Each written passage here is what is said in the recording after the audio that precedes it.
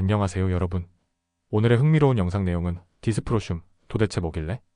왜 잘 알려지지 않은 원소가 전기차 업계를 공황에 빠뜨리는 걸까?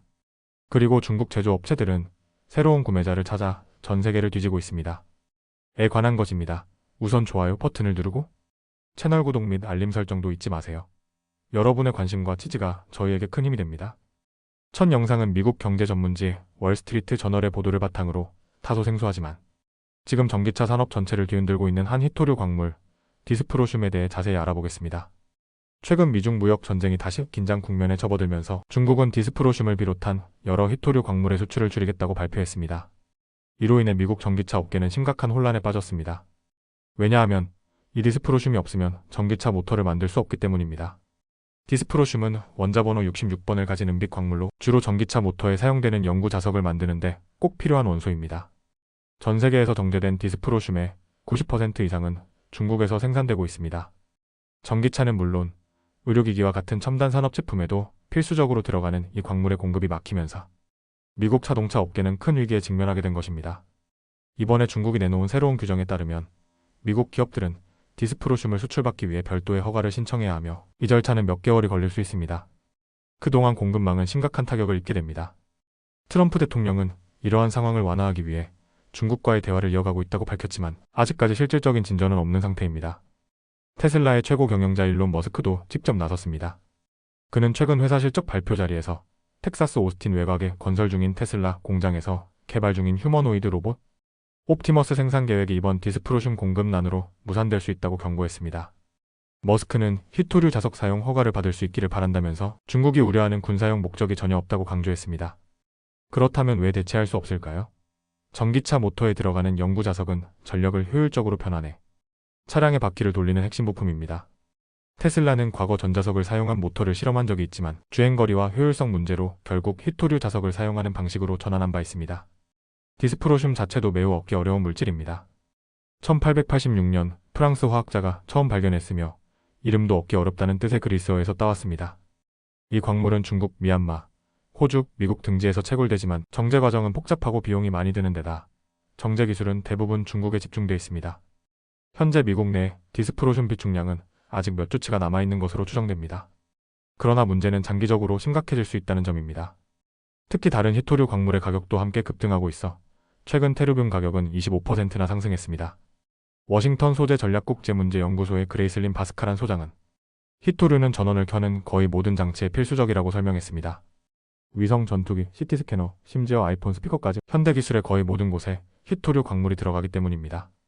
자동차 회사들은 현재 부품 카탈로그를 뒤지며 어디에 디스프로슘이 쓰였는지 하나하나 점검하는 중입니다. 대시보드 화면, 브레이크, 기어 변속기, 심지어 와이퍼나 헤드라이트 일부에도 이 광물이 포함되어 있다는 사실이 드러나고 있습니다. 이제 미국은 자국 내 공급망을 키워야 한다는 과제에 직면해 있습니다. 하지만 현실은 녹록지 않습니다. 현재 미국 내 대규모 디스프로슘 광산은 단 하나뿐이며 그것도 아직 초기 가동 단계입니다. 캘리포니아에 위치한 이 광산은 미국 자동차 산업의 전체 수요를 충족시키기에는 턱없이 부족한 상황입니다. 새로운 광산을 개발하는 데는 평균 29년이 걸린다는 보고도 있습니다. 그리고 단순히 광석을 캐는 것뿐 아니라 이를 고순도의 디스프로슘으로 정제하는 과정이 훨씬 더 까다롭습니다. 문제는 이 정제 기술의 핵심이 중국에 있다는 것입니다. 허가, 노하우, 장비 모든 면에서 중국이 앞서 있는 상황입니다. 비용 차이도 큽니다. 중국에서는 디스프로슘을 산화물로 만드는데 킬로그램당 약 1115달러가 들지만 브라질에서는 3540달러가 필요합니다. 미국이나 호주에서는 이보다 훨씬 비쌀 것으로 예상되고 있습니다. 결국 이번 사태는 세계화 시대의 공급망이 얼마나 취약한지를 여실히 드러냈습니다. 그리고 트럼프 대통령이 추진해온 미국 제조업 부활 정책이 직면한 현실적 한계도 함께 보여주고 있습니다. 특히 전기차 산업처럼 글로벌 공급망에 크게 의존하는 분야는 작은 부품 하나라도 부족해지면 전체 생산 라인이 멈출 수 있다는 사실을 이번 사례가 분명하게 증명했습니다.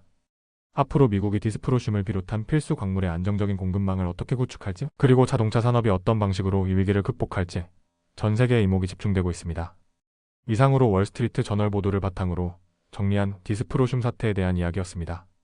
다음 영상은 월스트리트 저널 보도를 바탕으로 미국과 중국 간의 무역 갈등이 세계 섬유 산업에 어떤 파장을 일으키고 있는지, 그리고 중국 제조업체들이 현재 어떤 움직임을 보이고 있는지 자세히 전해드리겠습니다. 먼저 이번 이야기는 인도네시아 자카르타에서 열린 대규모 섬유 및 의류 무역 박람회 현장에서 시작됩니다. 중국 섬유 회사 수저우 페이모시 섬유 기술의 대표. 왕청페이는 원래 매출의 약 30%를 미국으로부터 얻고 있었습니다. 그러나 미국이 중국 수입품에 대해 145%라는 초고율 관세를 부과하면서 그의 주문 중 3분의 1이 중단되었고 왕청페이는 새로운 바이어를 찾아야 했습니다. 그래서 그는 인도네시아를 비롯한 다른 시장을 향해 직접 뛰어들기로 결심했습니다. 왕 대표는 자외선 차단 기능이 포함된 다채로운 직물 샘플을 들고 무역 박람회에 참가했습니다. 그는 인도네시아의 열대기후에 적합한 제품을 홍보하며 현지 제조업체들에게 어필하려고 했습니다. 하지만 상황은 생각보다 쉽지 않습니다. 중국 세관 자료에 따르면 미국은 단일 국가로는 중국 최대 수출 시장입니다. 지난해에만 약 5천억 달러어치의 상품이 미국으로 수출되었고 이는 중국 전체 수출의 15%를 차지했습니다. 이렇게 큰 시장을 한순간에 대체하는 것은 결코 간단한 일이 아닙니다. 옥스퍼드 이코노믹스에 따르면 중국의 대미 수출품 가운데 약 5분의 1은 미국 의존도가 매우 높습니다. 또 골드만삭스는 이번 관세로 인해 중국에서 약 1천만에서 2천만 개의 일자리가 위험에 처할 것으로 내다봤습니다. 그렇다면 중국 제조업체들은 왜 해외로 나가야만 할까요? 그 배경에는 국내 시장의 침체가 있습니다. 부동산 시장 붕괴, 경제 성장 둔화, 소비 위축 등이 겹치면서 중국 국내 수요는 급격히 줄어들었습니다. 소비자 물가는 오르지 않고 있고 공장 출고가는 2년 넘게 하락세를 이어가고 있습니다. 이런 상황에서 중국 제조업체들은 해외로 눈을 돌릴 수밖에 없습니다.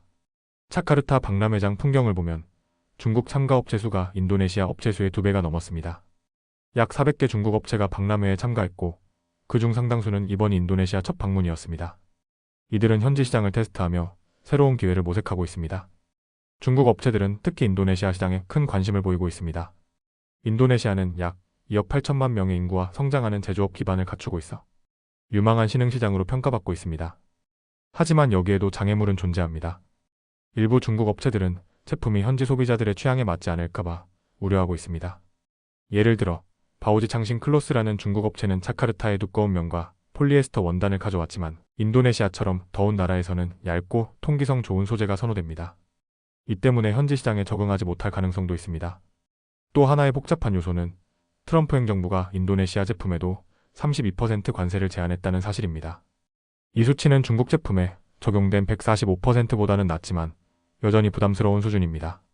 그럼에도 불구하고 인도네시아 섬유 업체 파브리쿠의 마케팅이사 마틴 수탄토는 최근 미국 바이어들의 문의가 크게 증가했다고 전했습니다. 하지만 이런 변화를 마냥 반길 수만은 없습니다. 수탄토 이사는 중국산 값싼 제품이 대거 인도네시아 시장으로 유입될 경우 현지 제조업체들은 심각한 경쟁에 직면하게 될 것이라고 경고했습니다. 실제로 아시아, 라틴 아메리카, 유럽에서도 이미 중국산 저가 제품과 관련해 무역 분쟁이 벌어지고 있습니다. 무역 박람회 현장에서는 분위기가 엇갈렸습니다. 일부 중국 부스는 한산했고 몇몇 판매원들은 방문객이 없자 휴대폰만 들여다보고 있었습니다. 중국 제조업체들도 트럼프 행정부의 정책, 변동성이 크기 때문에 당장 큰 결정을 내리기보다는 관망하는 분위기였습니다. 유럽, 중동, 아프리카로도 시장을 다변화하려는 시도가 엿보였습니다. 샤오싱 더블 컬러 텍스타일의 매니저 마이클 왕은 지금은 관세가 어떻게 변할지 알 수 없기 때문에 과감한 투자는 어렵다고 토로했습니다. 이번 상황은 단순한 수출 시장 타변화 문제가 아닙니다. 중국 제조업체들의 고군분투는 세계 무역 구조가 얼마나 긴밀하게 얽혀 있는지를 그리고 하나의 큰 충격이 얼마나 많은 나라와 산업에 영향을 미칠 수 있는지를 보여주는 사례가 되고 있습니다. 또한 미국과 중국 간의 갈등이 세계 공급망 재편이라는 더 큰 물결을 일으키고 있음을 보여줍니다. 중국 제조업체들은 이제 단순히 가격 경쟁력만으로는 시장을 지킬 수 없으며 제품 현지화, 품질 개선, 글로벌 시장에 맞춘 전략이 필요한 시대에 직면해 있습니다. 오늘은 여기까지입니다. 다음 영상에서 더 유익하고 흥미로운 내용으로 찾아뵙겠습니다. 이 영상은 투자 의견이 아닙니다. 매우 감사합니다.